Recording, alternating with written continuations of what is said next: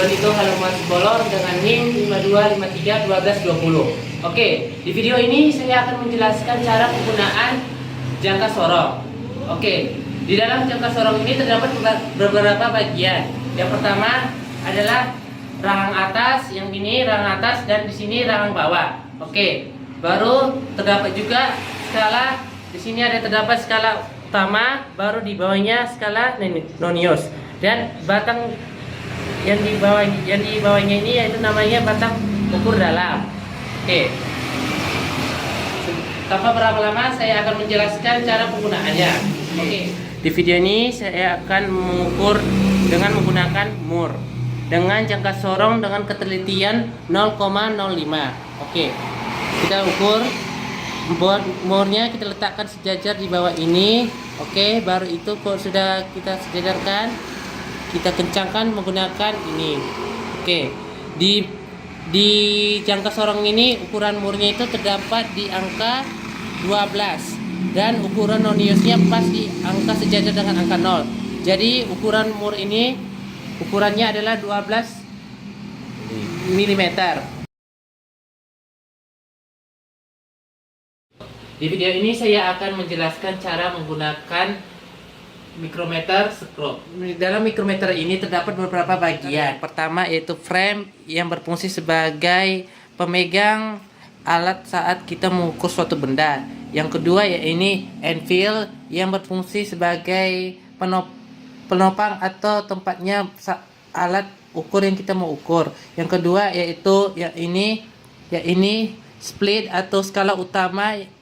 Yang ketiga baru ini adalah timbal yang berfungsi sebagai pengencang saat kita menjepit suatu benda untuk saat mengukur. Baru ya ini lock lever yang berfungsi sebagai pengunci agar saat kita mengukur benda yang kita ukur tidak bergerak. Terusnya ya ini adalah resistor yang berfungsi sebagai mengatur tekanan saat kita mengukur agar pas.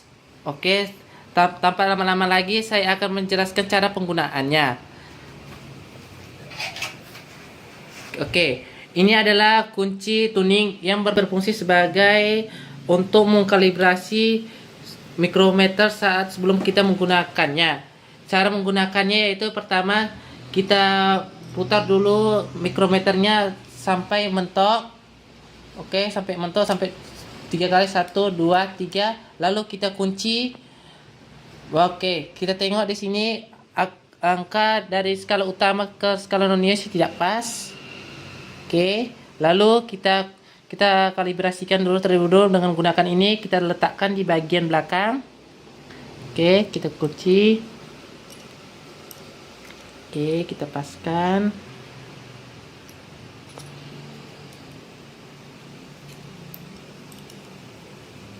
Oke, kita angkat ke angka 0 pas.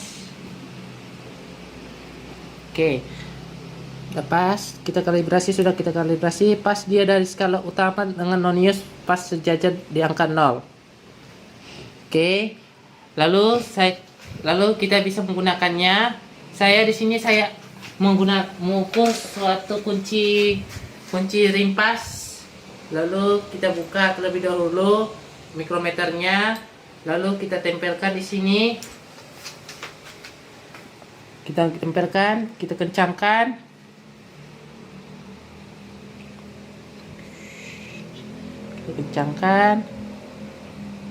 Kita kencangkan sampai ada di stopnya ini kita bunyi sampai 3 kali 1 2 3, lalu kunci. Oke, di dalam pengukuran ini dengan kunci ring pas ini ukurannya itu di angka 5, lalu skala noniusnya terletak di angka 7, yaitu di angka 8. Jadi skala utamanya ada di angka 5 dan skala noniusnya di angka 0,08. Jadi pengukurannya ini, ukuran dari ring pas ini adalah angka 5,08 mm. Oke.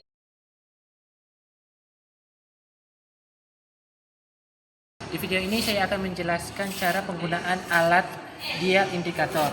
Sebelum kita menggunakan dial indikator ini, pertama-tama kita mengetahui dulu bagian-bagian dari bagian alat dial indikator. Yang pertama adalah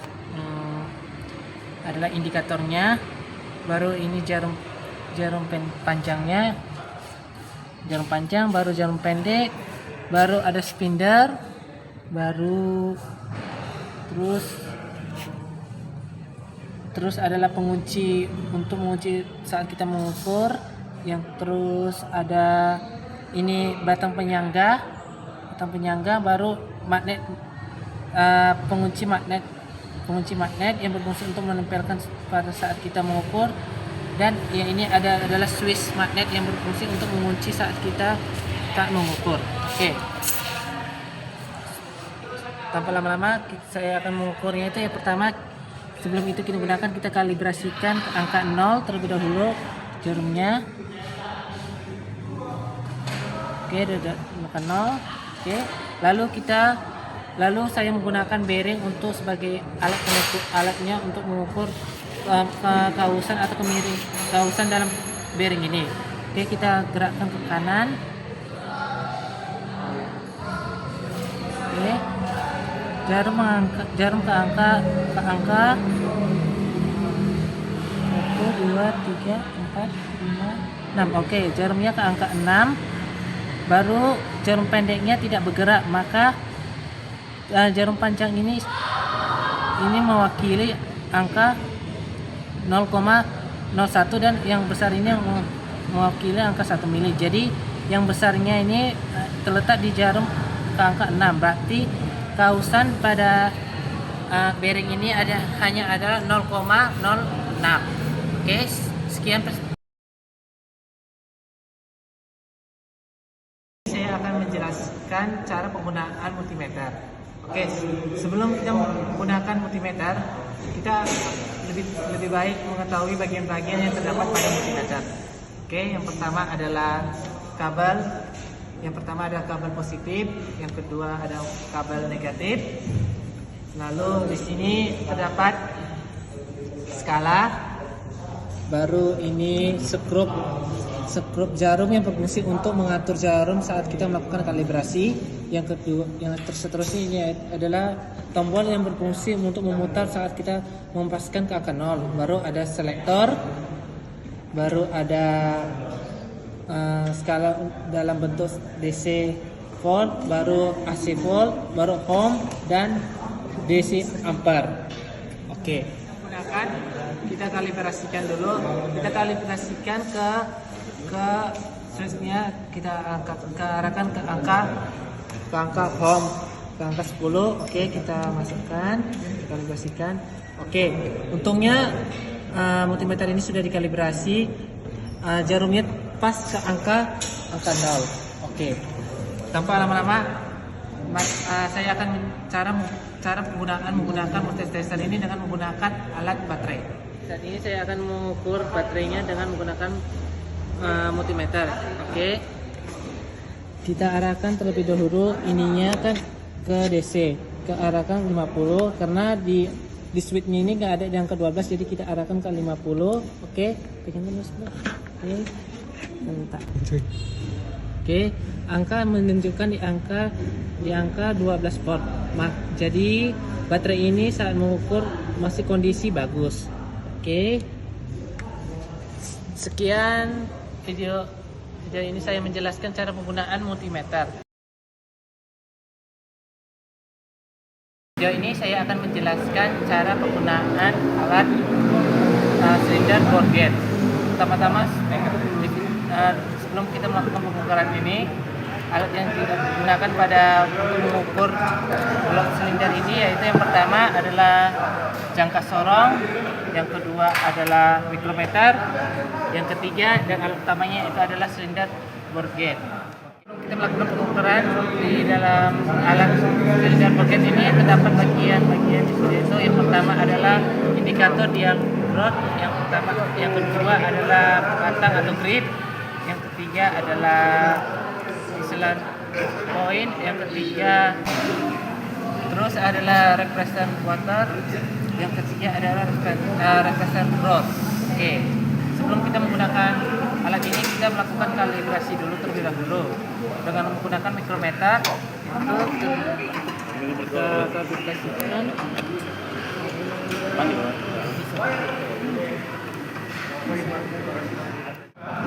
Itu kita kalibrasi terlebih dulu, kita pastikan ke angka 0.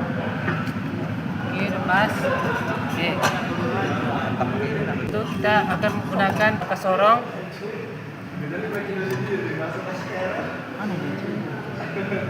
Kalung penting. Oke. Angka menunjukkan di angka 50,00 mm. Lalu kita menggunakan bore gauge, kita masukkan.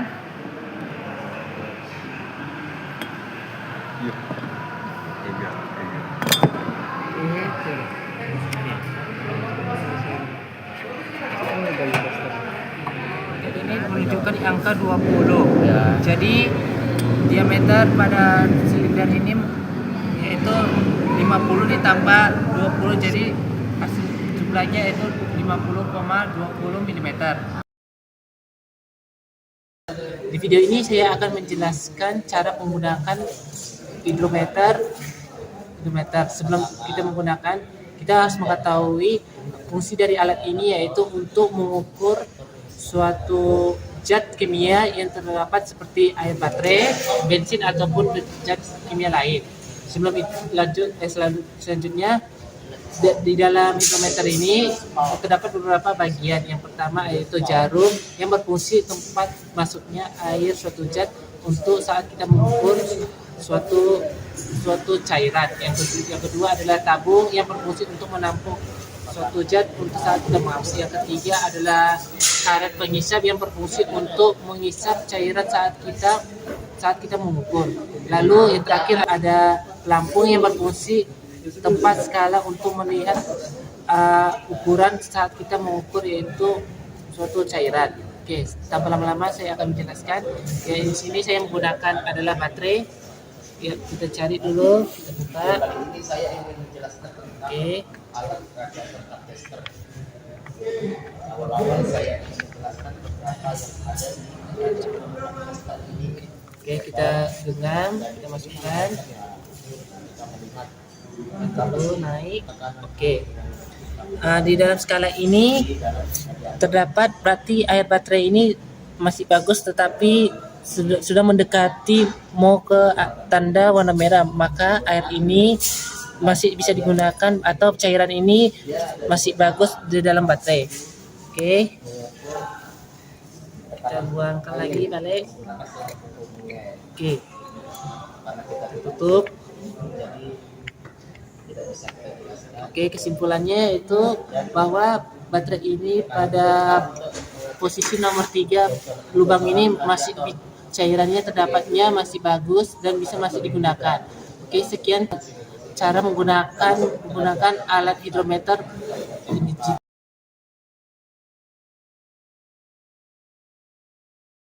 Di video ini saya akan menjelaskan menggunakan alat radiator cup tester. Sebelum kita menggunakan, saya akan menjelaskan bagian-bagian yang terdapat pada radiator cup tester. Yang pertama adalah pompa yang berfungsi untuk memompa suatu tekanan ini pada radiator mobil. Yang kedua adalah manometer yang berfungsi untuk mengetahui suatu skala atau tekanan saat kita mengukur radiator. Yang kedua adalah selang penghubung yang berfungsi adalah saluran udara fleksibel yang menghubungkan pompa. Yang ketiga adalah